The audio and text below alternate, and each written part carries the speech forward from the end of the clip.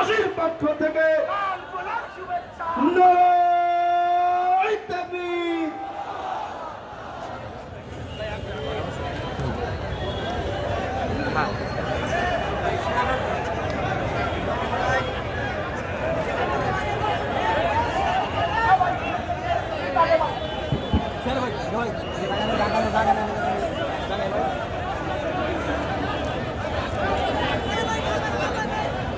সংগ্রামী ভাইয়েরা আমার,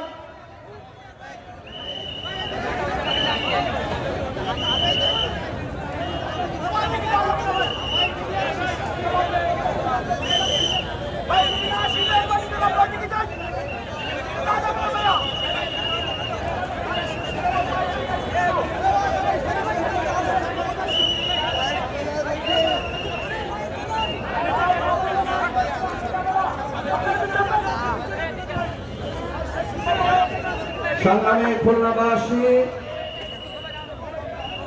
আমাদের আকাঙ্ক্ষিত মেহমান ইতিমধ্যে আমাদের মাঝে এসে উপস্থিত হয়েছেন।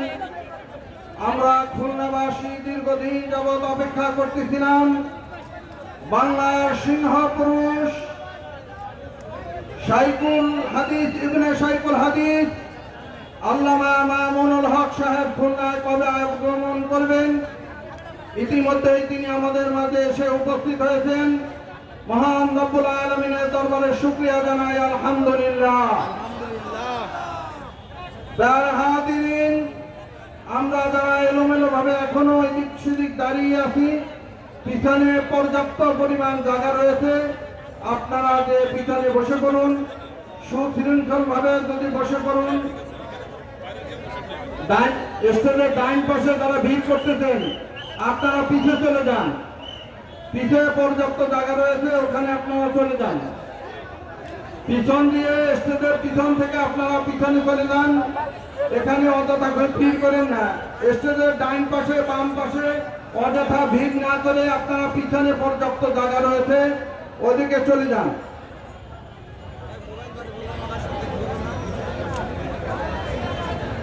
এই রাস্তাটা ক্লিয়ার করে দেন, রাস্তা ক্লিয়ার করে দেন। স্বেচ্ছাসেবকরা তোমরা দাঁড়িয়ে না থেকে রাস্তা ক্লিয়ার করে এখান থেকে লোক পিছনে দিয়ে দেও। সংগ্রামী খুলনাবাসী, শাইখুল হাদিস স্মৃতি পাঠাগারের উদ্যোগে ঐতিহাসিক 11তম বার্ষিক ওয়াজ মাহফিলের এ পর্যায়ে গুরুত্বপূর্ণ নসিহত পেশ করবেন বিশ্ব নন্দিত ইসলামী চিন্তাবিদ, বাংলাদেশ খেলাফত মজলিসের সংগ্রামী আমির, শাইখুল হাদিস স্মৃতি পাঠাগারের প্রধান উপদেষ্টা, বিশ্ব নন্দিত ইসলামী চিন্তাবিদ, বিপ্লব প্রিয় লক্ষ্য তরুণের হৃদয়ের স্পন্দন আল্লামা মামুনুল হক, আল্লামা মামুনুল হক। নারায়ে তাকবীর, নারায়ে তাকবীর। মামুনুল হক সাহেবের আগমন, আসসালাম, স্বাগতম। খুলনাবাসীর পক্ষ থেকে নারায়ে তাকবীর। মাইক অপারেটর এখানে আসেন। ডান পাশের এই যে আপনারা বিশৃঙ্খলা করতেছেন, পিছন থেকে গিয়ে সামনে বসেন, অন্যথায় এখানে খুব বিশৃঙ্খলা হচ্ছে।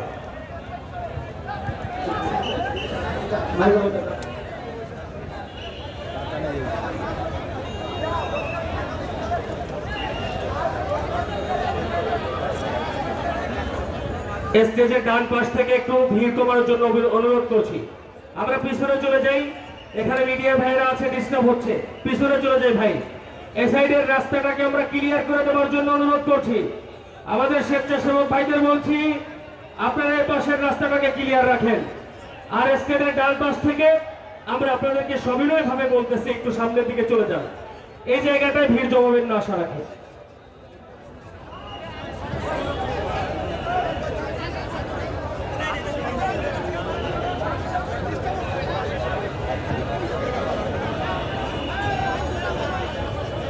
আসসালামু আলাইকুম ওয়া রাহমাতুল্লাহ।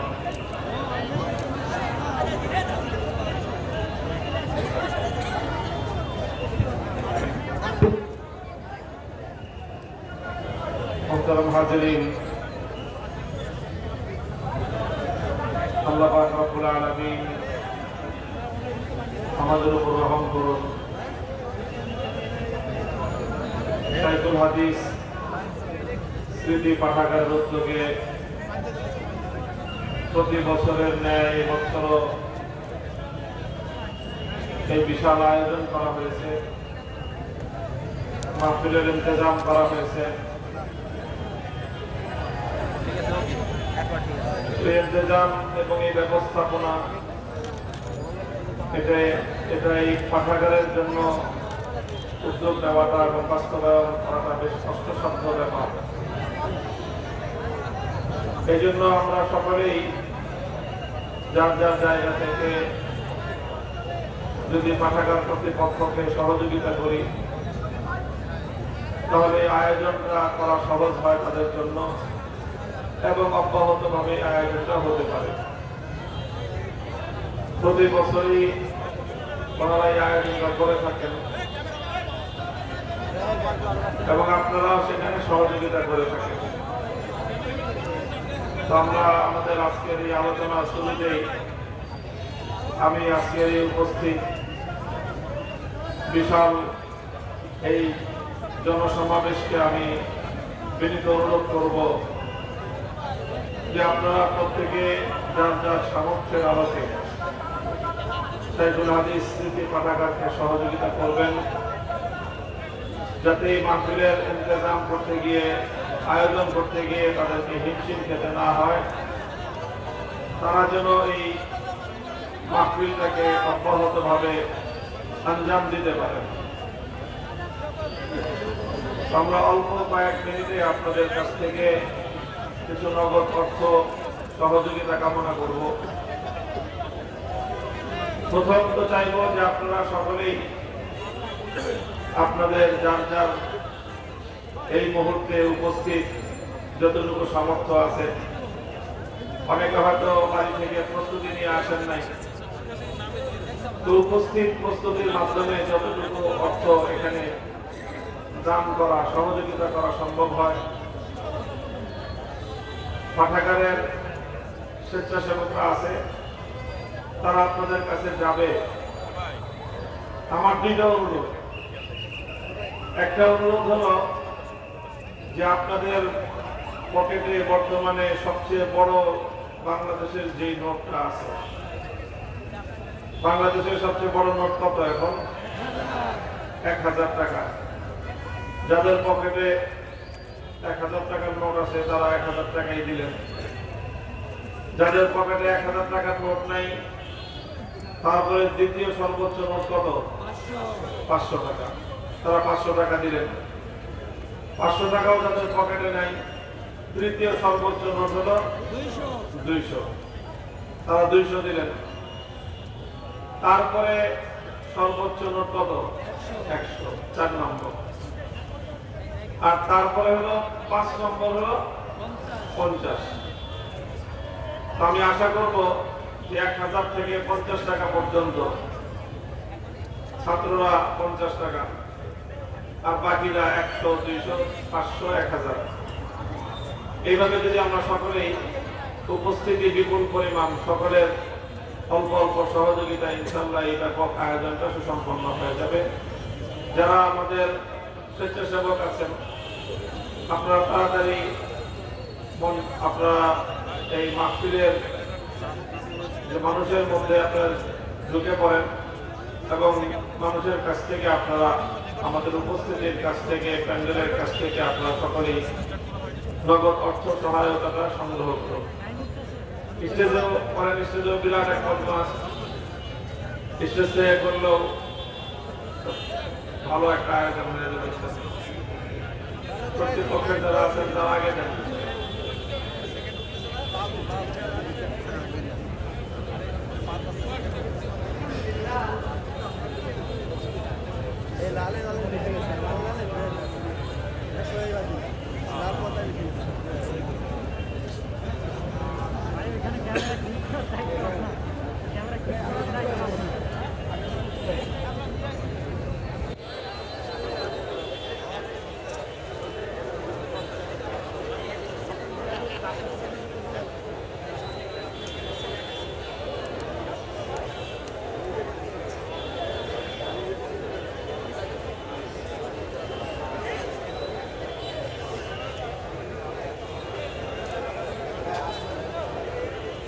যারা দাঁড়ায় আছেন, আমরা তো বসার ব্যবস্থা করছি, আপনারা দাঁড়ায় আছেন, আপনাদের দায়িত্বে দাঁড়ায় আছেন বলে কিছু দিবেন না, এটা ঠিক না।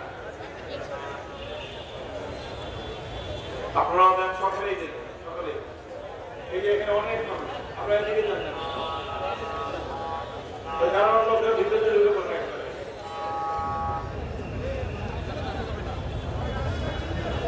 একটু তাড়াতাড়ি করেন।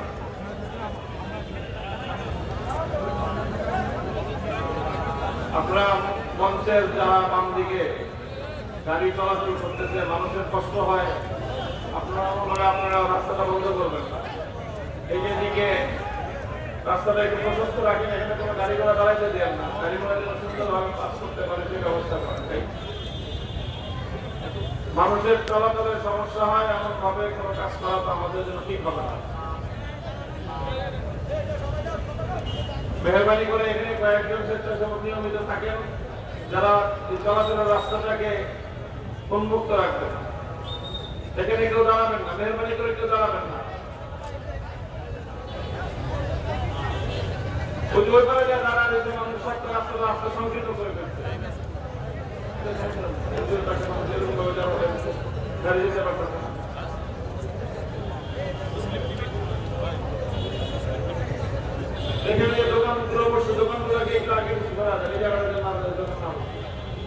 ভাই হুজুর বলতেছেন স্টেজের বাম পাশে এই রাস্তাটাকে আমরা মোটেও বন্ধ করব না। এই সাইডে যারা দাঁড়িয়ে আছি আমরা সবাই এই সাইডে চলে আসি।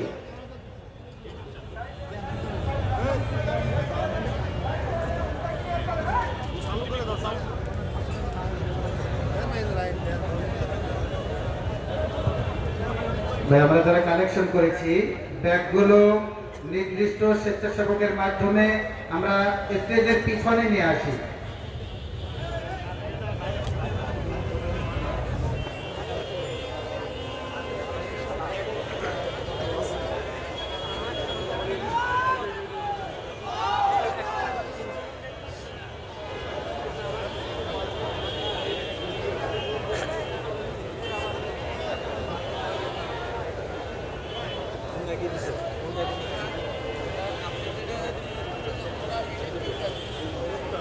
তোমার পিছনে দাও তো, ঠিক আছে, ক্যামেরা দাও, ক্যামেরাটা একটু দাও, ঠিক আছে কিনা দাও তো। ইন্নাল হামদুলিল্লাহ নাহমাদুহু ওয়া নাস্তাঈনুহু ওয়া নাস্তাগফিরুহু ওয়া নু'মিনু বিহি ওয়া নাতাওয়াক্কালু আলাইহি ওয়া নাশহাদু আন লা ইলাহা ইল্লাল্লাহু ওয়াহদাহু লা শারীকা লাহু ونشهد أن سيدنا ومولانا محمدا عبده ورسوله الذي أرسله الله إلى كافة الناس بشيرا ونذيرا وداعيا إلى الله بإذنه وسراجا منيرا. أما بعد فأعوذ بالله من الشيطان الرجيم. بسم الله الرحمن الرحيم. لا يستوي منكم من أنفق من قبل الفتح وقاتل أولئك أعظم درجة من الذين أنفقوا من بعد وقاتلوا وكلا وعد الله الحسنى والله بما تعملون خبير. بارك الله لنا ولكم في القرآن العظيم ونفعنا وإياكم بالآيات والذكر الحكيم. اللهم صل على محمد وعلى آل محمد كما صليت على إبراهيم وعلى آل إبراهيم إنك حميد مجيد. اللهم بارك على محمد وعلى آل محمد كما باركت على إبراهيم وعلى آل إبراهيم إنك حميد مجيد محترم সম্মানিত সভাপতি বর্ষিয়ান আলেমে দ্বীন হযরতুল আল্লাম মাওলানা মুজিবুর রহমান হাফিজাহুল্লাহ, উপস্থিত দক্ষিণ বাংলার অন্যতম শীর্ষ দ্বীনী ইদারা দারুল উলুম খুলনার হযরত মোহতামিম সাহেব হযরতুল আল্লাম হযরত মাওলানা মুশতাক আহমদ সাহেব হাফিজাহুল্লাহ, অন্যান্য দিগার উলামায়ে কেরাম, বয়োজ্যেষ্ঠ আমার মুরব্বী সাহেবান, সমবেত ইসলাম প্রিয় কোরআন প্রেমিক নবী প্রেমিক তাওহীদি মুসলমান ভাই ও বন্ধুগণ, আল্লাহ পাক রব্বুল আলামিনের শুকরিয়া আদায় করি যে মহান রব্বুল আলামিন আমাদেরকে এই মুবারক দিনী জলসায় উপস্থিত হওয়ার তৌফিক দান করেছেন। রব্বে কারীমের বড়ই মেহেরবানি। আল্লাহ পাক রব্বুল আলামিনের দরবারে কালেমাতুশ শুকরের হাদিয়া পেশ করি আলহামদুলিল্লাহ।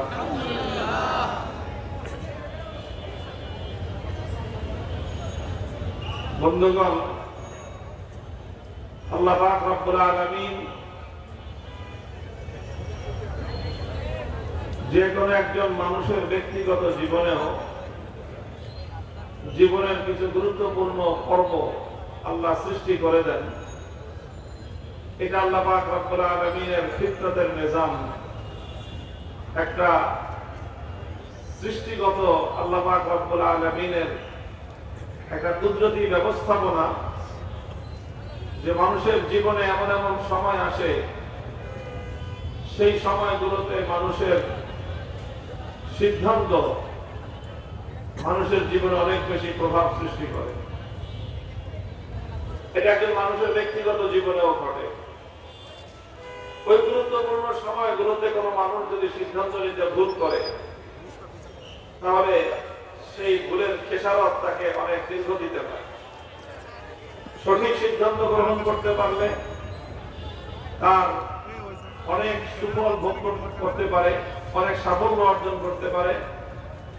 আবার সিদ্ধান্ত নিতে ভুল করবে, তাকে তার খেসারত গুনতে হয় অনেক বেশি। এটা একটা মানুষের ব্যক্তিগত জীবনেও হয়। একটা মানুষ যখন ব্যক্তিগত জীবনে সে যখন তার শিক্ষা জীবন শুরু করবে, তখন সে শিক্ষা জীবনের সময় কোন পথে কোন দিকে পা বাড়াবে, কেমন শিক্ষা প্রতিষ্ঠানে সে পড়াশোনা করবে, কোন সাবজেক্টে সে পড়বে, এই বিষয়গুলো তার জীবনে খুব গুরুত্বপূর্ণ একটা সিদ্ধান্তের বিষয়। একজন শিক্ষার্থী, তার অভিভাবক, তারা যদি এই সময় সঠিক সিদ্ধান্ত নিতে পারে, এটা তার পরবর্তী জীবনে অনেক প্রভাব সৃষ্টি করে। শিক্ষা জীবন শেষে যখন একজন মানুষ কর্মজীবনে পদার্পণ করবে, তখন সেই কর্মজীবনে কি কাজে সে যোগদান করবে, কি হবে তার প্রফেশন, কি হবে তার পেশা, এটাকে যদি সে সুন্দরভাবে চয়েস করতে পারে সঠিকভাবে, তাহলে এটা তার পরবর্তী জীবনকে সমৃদ্ধ করে। ভুল করলে খেসারত গুনতে হয়। একজন মানুষ যখন তার পারিবারিক জীবন শুরু করবে, দাম্পত্য জীবন, সে যদি তখন তার দাম্পত্যের সহযোগী সঠিকভাবে যদি সে নির্বাচন করতে পারে,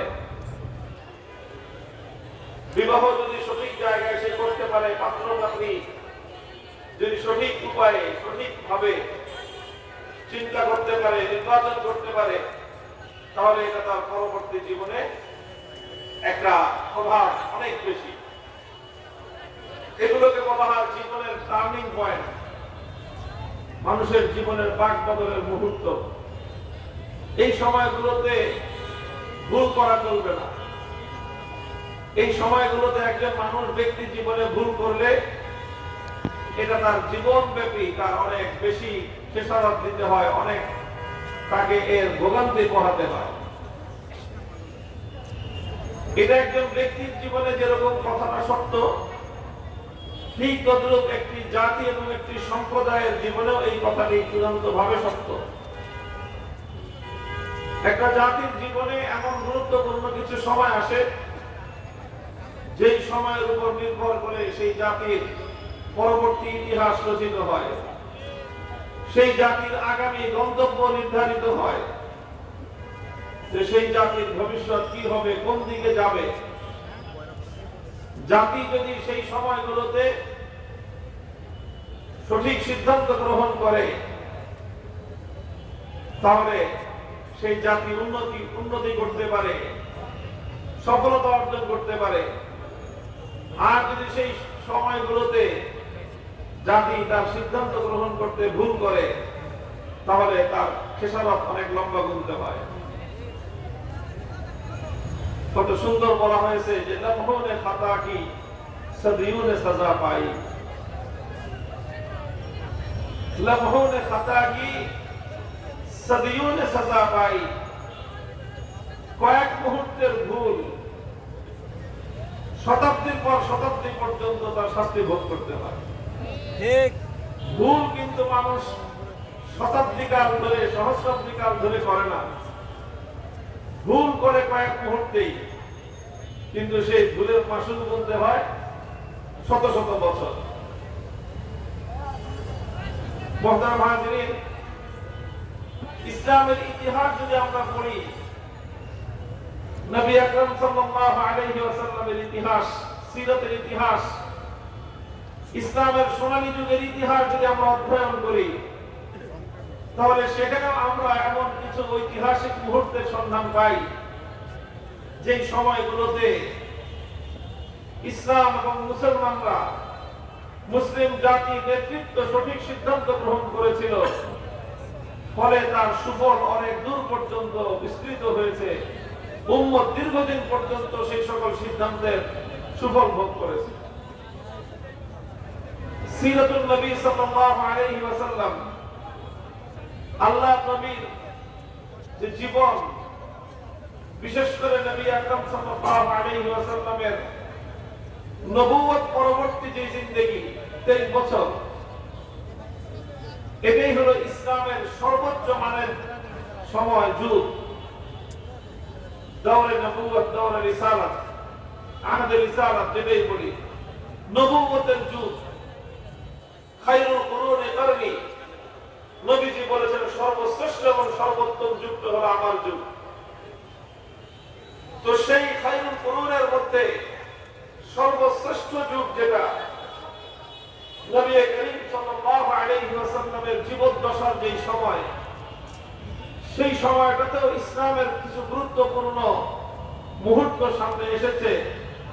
প্রতিটি ক্ষেত্রে নবী আকরাম সাল্লাল্লাহু আলাইহি ওয়াসাল্লাম এক একটা সিদ্ধান্ত গ্রহণ করেছেন। সেই সিদ্ধান্তের মাধ্যমে এটা এক একটা মাইল ফলক তৈরি হয়েছে, যে মাইল ফলককে অনুসরণ করে পরবর্তী উম্মত সেগুলোকে নিজেদের জীবনে অনুসরণীয় দৃষ্টান্ত হিসেবে অনুসরণ করবে।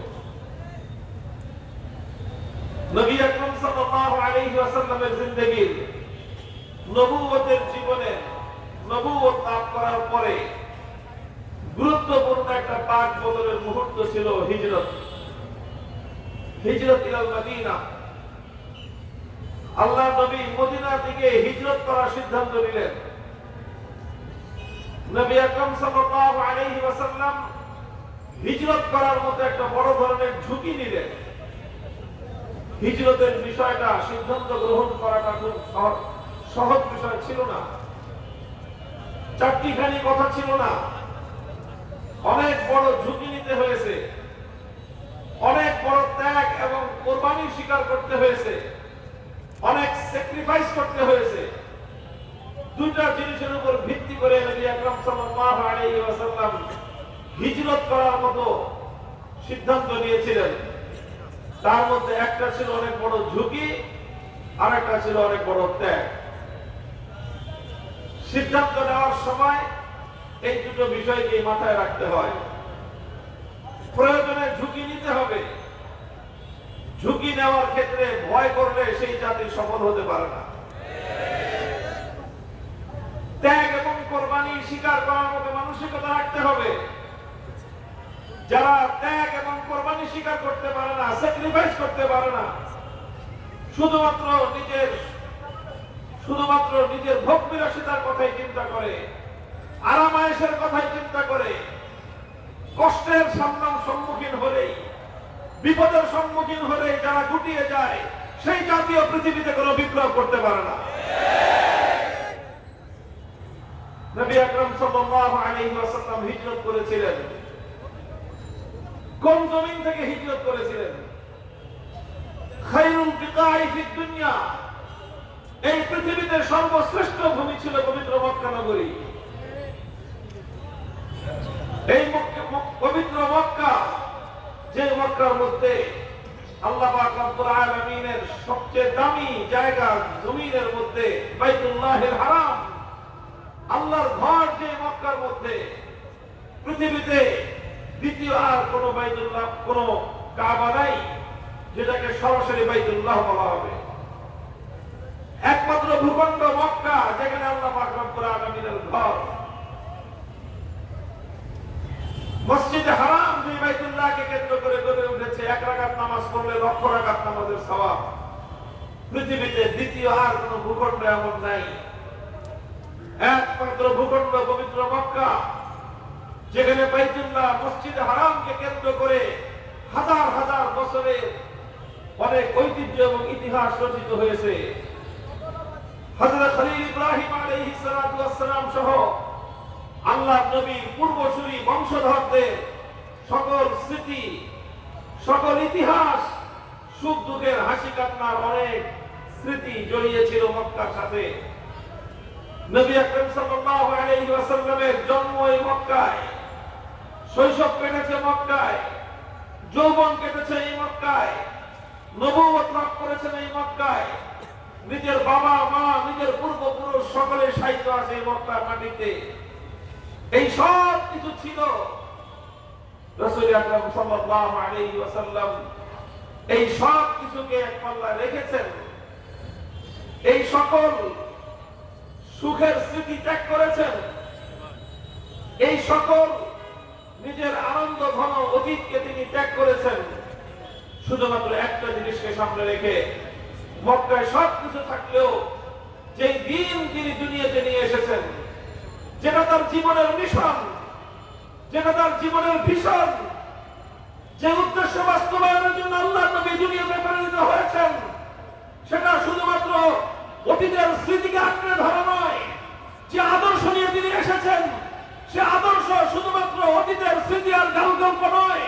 যে আদর্শ নিয়ে তিনি জমিনে এসেছিলেন, সে আদর্শ শুধুমাত্র অতীতের ইতিহাস চর্চা করা নয়, বরং সেই আদর্শ ছিল গোটা উম্মতের জন্য, গোটা মানব সভ্যতার জন্য একটি সুন্দর ভবিষ্যৎ বিনির্মাণ করা। এই জন্য নবী আকরাম সাল্লাল্লাহু আলাইহি ওয়াসাল্লাম সুন্দর ভবিষ্যতের জন্য সুন্দর অতীতকে বিসর্জন দিয়েছেন।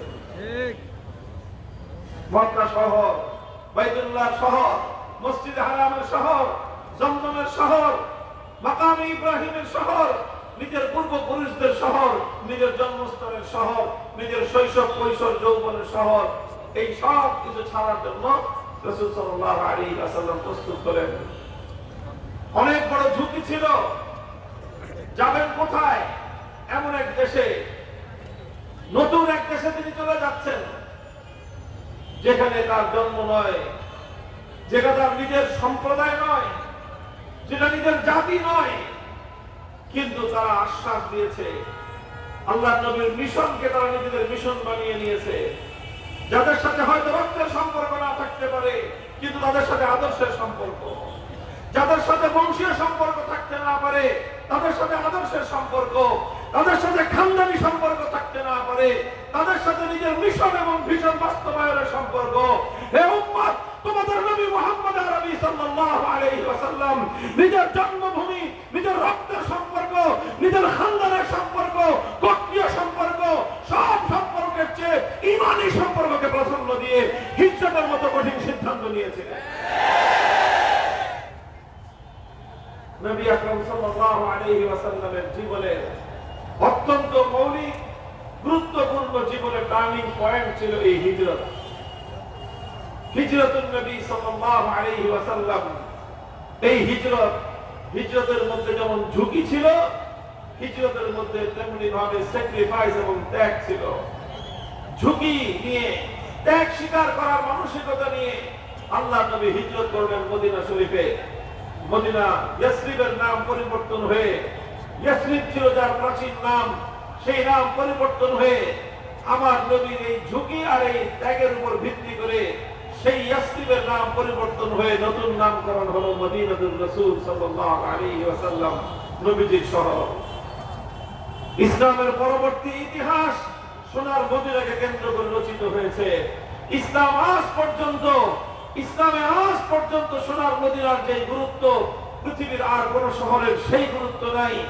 মদিনা যে ভালোবাসার শহর, পৃথিবীতে আর কোন শহর সেরকম ভালোবাসা এবং প্রেম দিয়ে আকর্ষণ করে না। কারণ আল্লাহ রাসূল সাল্লাল্লাহু আলাইহি ওয়াসাল্লাম সেই মাটিতে শুয়ে আছেন। সেই মাটি আল্লাহর নবীর সর্বশেষ গন্তব্য ছিল। এটা একটা ঐতিহাসিক সিদ্ধান্ত ছিল আল্লাহর নবীর, হিজরতের সিদ্ধান্ত, যেটা নবীজির জীবনের প্রথম গুরুত্বপূর্ণ টার্নিং পয়েন্ট। এই হিজরতের ফলাফল কি করেছিল? নবীজি ঝুঁকি নিয়েছেন, কি পেয়েছেন? নবীজি ত্যাগ করেছেন, কোরবানি স্বীকার করেছেন, কি পেয়েছেন? পেয়েছেন হলে যে মক্কার জিন্দেগিতে 13 বছর আল্লাহ নবী মেহনত করে করে, নবীজি দাওয়াতের মেহনত করে করে, সমস্ত জুলুম হাসি মুখে সহ্য করে, নিজের সহচরদের উপর জুলুমের স্টিম রোলার পরিচালিত হতে দেখে, নিজে বাইতুল্লাহ চত্বরে দাঁড়িয়ে নামাজরত অবস্থায় তার কাঁধের উপর আবু জাহালদের পক্ষ থেকে এনে ফালানো উটের ভুলির বোঝা বহন করেছেন, গলারুদ্ধ হয়েছেন, শ্বাসরুদ্ধ হয়ে তার প্রাণ ওষ্ঠাগত হয়েছে। সমস্ত জায়গার কোরবানি স্বীকার করার পরেও পবিত্র মক্কায় ইসলাম এতটা বিস্তৃতি লাভ করে নাই, ইসলামের দাওয়াত এতটা সম্প্রসারিত হয়নি, বরং স্বল্প কিছু মানুষ ইসলাম কবুল করেছিলেন। আল্লাহ নবী এই মানুষগুলোকে নিয়ে হিজরত করলেন মদিনায়। কি হলো ফলাফল? মাত্র 10 বছরের মাথায় কয়েক শত মুসলমানের সংখ্যা লক্ষাধিক মুসলমানে পরিণত হলো। মক্কায় থাকতে আল্লাহ নবীর জন্য, ইসলামের জন্য, নবীর সহচরদের জন্য যেখানে 1 ইঞ্চি ভূমি নিরাপদ ছিল না, 1 ইঞ্চি ভূমি আল্লাহ নবীর আনিত ইসলামের দ্বারা পরিচালিত হচ্ছিল না, সেখানে আল্লাহ নবী হিজরত করে মদিনায় গেলেন। 10 বছরের মাথায় আল্লাহ নবী শুধু মদিনা নয়, বরং 12.5 লক্ষ বর্গ মাইল এরিয়া এমন শান্তি এবং নিরাপদ কায়েম করেছিলেন। 12.5 লক্ষ বর্গ মাইল এরিয়া জুড়ে আল্লাহর পয়গম্বর তার আনিত দ্বীন এবং ইসলামকে এমন ভাবে কায়েম করেছিলেন, 12.5 লক্ষ বর্গ মাইল জুড়ে খেলাফতের শাসন কায়েম হয়েছিল, ইসলামী হুকুমত বাস্তবায়িত হয়েছিল। শহরের পর শহর দূরে 12.5 লক্ষ বর্গ মাইল ইসলামী হুকুমতের আওতায় আল্লাহর নবী এনেছিলেন।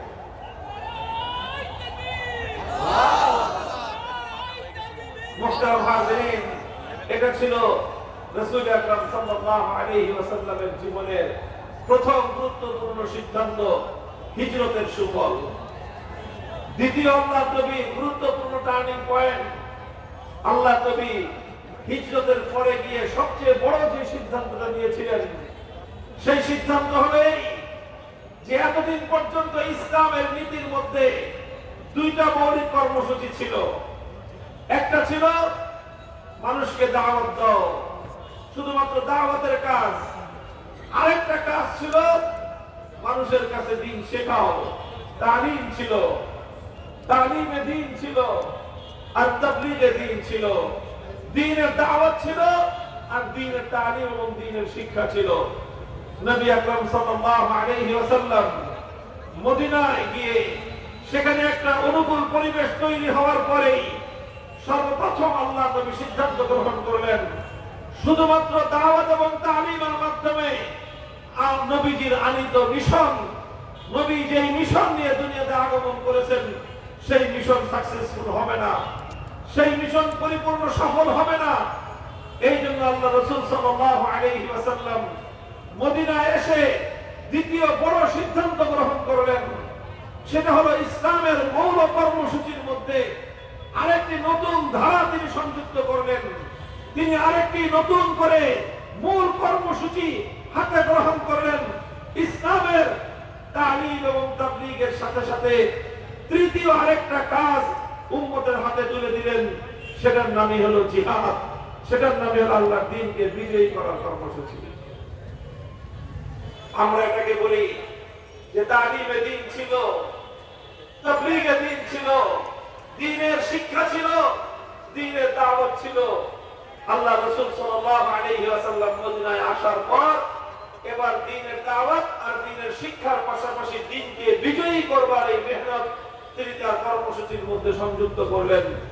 তালিমে দ্বীন, তাবলীগে দ্বীনের পাশাপাশি তাগলিবে দ্বীন, দ্বীনকে গালেব করার মেহনত রাসূল সাল্লাল্লাহু আলাইহি ওয়াসাল্লাম সংযুক্ত করলেন।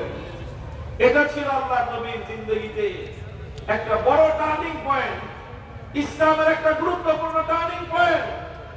নবী আকরাম সাল্লাল্লাহু আলাইহি ওয়াসাল্লাম এই তাগলিবে দ্বীনের কর্মসূচি যখন যুক্ত করলেন, দ্বীনকে বিজয়ী করবার কর্মসূচি যখন ইসলামের মধ্যে যুক্ত করলেন, ইসলামের শক্তি বৃদ্ধি পেল।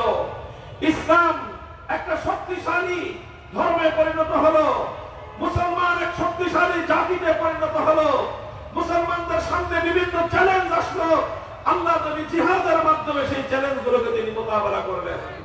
আল্লাহ নবী সিদ্ধান্ত গ্রহণ করলেন একে একে শত্রুদের সমস্ত ষড়যন্ত্রকে মোকাবেলা করবার সিদ্ধান্ত, শুধুমাত্র জুলুম সহ্য করবার সিদ্ধান্ত নয়। আল্লাহ নবী বদরের রণাঙ্গনে জিহাদ করলেন, মাত্র 313 জন নিয়ে 1000-এর মোকাবেলায় জিহাদ করলেন। উহুদের ময়দানে 700 জন নিয়ে 1000-এর মোকাবেলায় যুদ্ধে অবতীর্ণ হলেন। খন্দকের রণাঙ্গনে 3000 যোদ্ধা নিয়ে 10,000-এর বাহিনীকে মোকাবেলা করলেন। একটার পর একটা যুদ্ধ চলল। মদিনার ভিতরে ইহুদিদের সঙ্গে একটার পর একটা লড়াই করলেন। বনু কাইনুকার সাথে যুদ্ধ হলো, বনু নজিরের সাথে যুদ্ধ হলো, বনু কুরাইজার সাথে যুদ্ধ হলো। আমার নবী যুদ্ধের পর যুদ্ধ করলেন। সোনার মদিনার মসজিদে নববীতে তালিম আর দাওয়াতের মেহনত চললো। জিহাদের রণাঙ্গনে, জিহাদের রণাঙ্গনগুলোতে, জিহাদের ময়দানগুলোতে জিহাদ চললো। 7 এবং 8 বছরের মাথায় আল্লাহ নবী মুহাম্মদ আরবি সাল্লাল্লাহু আলাইহি ওয়াসাল্লাম ঐতিহাসিক মক্কা বিজয়ের দ্বার প্রান্তে উপনীত হয়ে গেলেন। আমি ধাপে ধাপে ইসলামের অগ্রগতির বিষয়গুলো আলোচনা করছি। আল্লাহ পয়গম্বরের দ্বিতীয় টার্নিং পয়েন্ট জীবনে যে সিদ্ধান্তের মধ্য দিয়ে হয়েছে সেটা হলো জিহাদ করতে হবে। এতদিন পর্যন্ত আমরা জিহাদ করি নাই, সোজা আঙ্গুলে কি উঠানোর চেষ্টা করেছি। দুনিয়াবাসী দেখেছে সোজা আঙ্গুলে কি উঠে না। এতদিন পর্যন্ত আমরা আঙ্গুল সোজা রেখেছি। মক্কার 13 বছর অনেক চেষ্টা করেছি, হাতে ধরেছি, পায়ে ধরেছি, অনুনয় করেছি, বিনয় করেছি। এক গালে চড় মারলে আরেক গাল পেতে দিয়েছি যে আরেকটা চড় মারো, তবু একটু ঘি দাও, কিন্তু কোনো কথাই ঘি উঠে নাই। কোনো কথায় দুলাচাররা কথা শুনে নাই। কোনোভাবেই তারা আল্লাহ দ্বীনকে আল্লাহর জমিনে কায়েম করবার সুযোগ দেয় নাই। ইসলামের সুশীতল শান্তির ছামিয়ানা আল্লাহর জমিনে বিস্তৃত করবার কোনো সুযোগ তারা দেয় নাই। আল্লাহ নবীকে সাব্যস্ত করার পর দ্বিতীয় সিদ্ধান্ত নিলেন হিজরতের পরেই যে ইসলাম এখন থেকে শুধুমাত্র আত্মরক্ষার দিন নয়, বরং এখন থেকে পাল্টা আঘাতের দিন শুরু হয়েছে। আঘাত করলে এবার আর কাউকে ছাড় দেওয়া হবে না। যে আঘাত করতে আসবে ইসলামের উপর, যে আঘাত করতে আসবে মুসলমানদের উপর, এবার তার হাত ভেঙে গুড়িয়ে দেওয়া হবে। এখন থেকে পাল্টা আঘাত করা হবে।